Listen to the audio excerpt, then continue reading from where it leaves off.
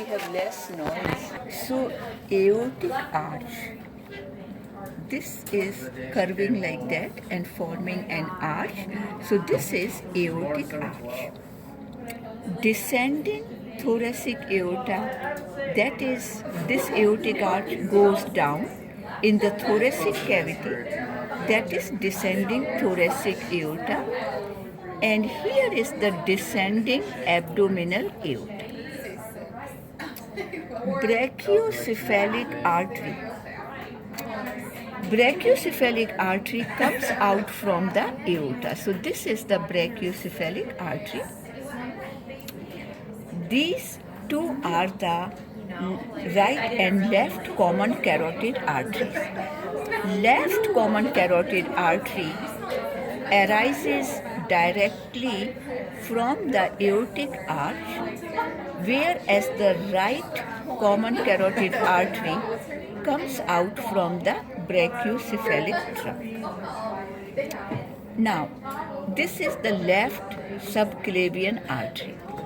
Left subclavian artery arises directly from the aorta, whereas the right subclavian artery comes out from the brachiocephalic trunk.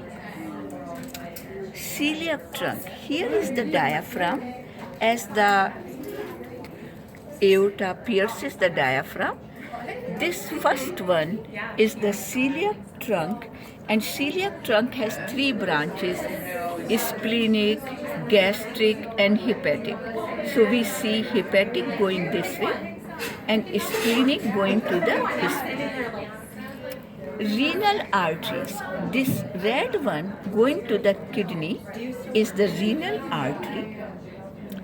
Gonadal artery. Gonadal artery is, this is the gonadal artery and will be testicular or ovarian depending on the gender. So this artery here is the gonadal artery. Femoral artery is this artery which is in the thigh is the femoral artery. Now, this is the abdominal aorta. It bifurcates in the common iliac arteries. The one which is going in is the internal iliac artery. Now, after the internal iliac artery comes in, the name changes to here external iliac artery. So above the internal iliac, it was common iliac, this bifurcation. But now the internal iliac artery came in, so these will be the external iliac artery until they reaches the thigh, and in the thigh they will be the femoral artery. So now we are done with the arteries. Now we will start with the veins, and veins are blue in color. So this one here is the superior vena cava, and the one which is going down is the inferior vena cava. And the great cephanaceous vein is this longest vein here in the body. This is the great cephanaceous vein. Now, this superior vena cava bifurcate. So up to here is the bifurcation.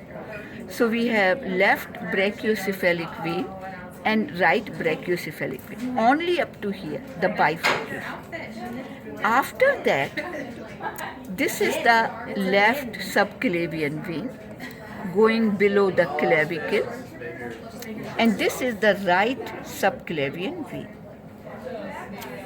Now, these are the internal jugular vein going in the neck, and this is the external jugular vein also going in the neck. So these jugular veins drain the oxygen poor blood and bring it to the brachiocephalic vein, and brachiocephalic vein will bring it to the superior vena cava. Gonadal vein. Like here is the renal vein, And this branch which is coming out of the renal vein going down is the gonadal vein. Inferior vena cava bifurcates into the common iliac vein, and the one vein which is going inside from the common iliac is the internal iliac vein, and then the common iliac vein changes the name to external iliac vein. After the internal iliac comes in, then it becomes external iliac vein, and external iliac vein, when it reaches to the thigh, it becomes the femoral vein. So the renal veins are these blue ones going to the kidney, and this blue one is the hepatic vein which is coming like going to the liver, so it takes the oxygen poor blood from the liver back to the inferior vena cava. Now, hepatoportal system. Hepatoportal system, this one here is the hepatic portal vein, this one. And the one which is going here, this is the superior mesenteric vein, and superior mesenteric vein actually drains the small intestine, and this is the inferior mesenteric vein, drains the large intestine, and here is the gastrosplenic. One branch is going to the spleen and one branch will go to the stomach. So gastrosplenic. So now we are done with this one. And now we will move to the external carotid and internal. So we can see only the common carotid arteries here in the neck area. And then we see this is the external carotid artery. And this branch which is not, they are not showing clear, this is the internal carotid artery. Axillary artery. So this subclavian artery, as it passes through the armpit, its name is axillary artery. And this axillary artery goes through the upper arm. So this is the brachial artery, this one, going into the upper arm. That is the brachial artery. And the brachial artery now it bifurcates. The one which is going towards the thumb is the radial artery, and the one which is going towards the pinky finger is the ulnar artery. And now here, like in the palm, this is the palmar arch, this one.